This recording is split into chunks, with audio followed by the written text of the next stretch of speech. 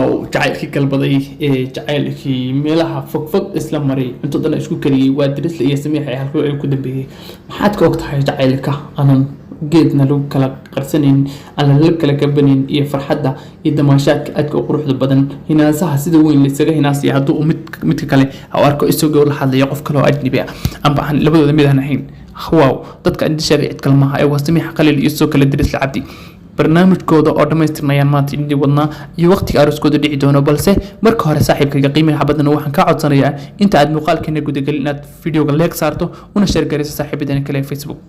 halka aad naga daawaneysaan waa page-keena cusub ee Cabdalla Vlog waxa ku timi page-keena hore cilad farsamo taasi oo aanan ka soo kabasho lahayn balse waxaan page-keena cusub aan insha Allah idinka codsanayna saaxiibadaad muddo ka yar bil ku gaarsiisaan shuruudaha laga dhameystiriyay dhamaantood ugu yartahay 10,000 followers aad iyo aad mahadsan tahay haddaba waa gabadha caanka ah ee tiktokerada ah iyo sidoo kale youtuberada waa sameexa iyo sidoo kale diris cabdi oo ah wiil sidoo kale isaguna ah youtuber ayaa magaalada Nairobi ee caasimadda Kenya ku wada jilay jacayl ugu intaasi oo sanado badan la hadalhayay balse hadda waxa uu noqday cunto kariyaheeda ku geeda qaaska si halkan ka arkaysaanba waxa uu noqday mid ku sugan guriga isagoo oo saaxiibadiisa sidoo ay ka mid yihiin Jack ama qurux ku dhigle soo watay kadibna cuntada uu sameeyay Samiix Khaliil waaw waa jacaylka ugu qiimaha badnaa ee aragno muddo sanada aan basanatiin aan idhaahday Samiixa waxa ay afkeeda ka sheegtay inuu diris leeyahay saygeeda mustaqbalka ee dhow si kastaba haatee diris isaguna mar la weydiinayay TikTok dhexdiisa mid kamid ah asxaabta reer TikTok oo weydiiyay su'aal ahayd goorma ayaad Samiixa noqonaysaa xaaskaaga waxa uu ku soo gabagabeeyay sida tan ها سميح وحن ليه مستقبلك إن شاء الله حتى نقو لكن ما هو بأيودي إنه علفكو أي جعلكو علفكو أود بدنا دونه أي إنه جعلكو أود بدنا دونه وسؤال حقيقي رن أهانتي آد ونكسن مركل أيوة سؤال شاس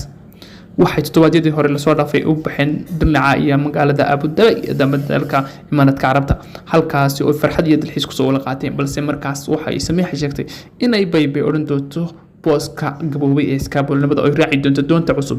ee hay dadku intooda badan raacaan amba doonta lamaanaha taasi oo sheegtay inay raaci doonto isla sanadkan inuu ku jiro 2022 amba 2023 waa barnaamij xiiso leh oo aan maanta ka soo diyaarinay diris iyo Samiixa si kastaba haatee waxa ay labadan qof ku soo bandhigeen aaladaha ay isticmaalaan YouTube TikTok iyo sidoo kale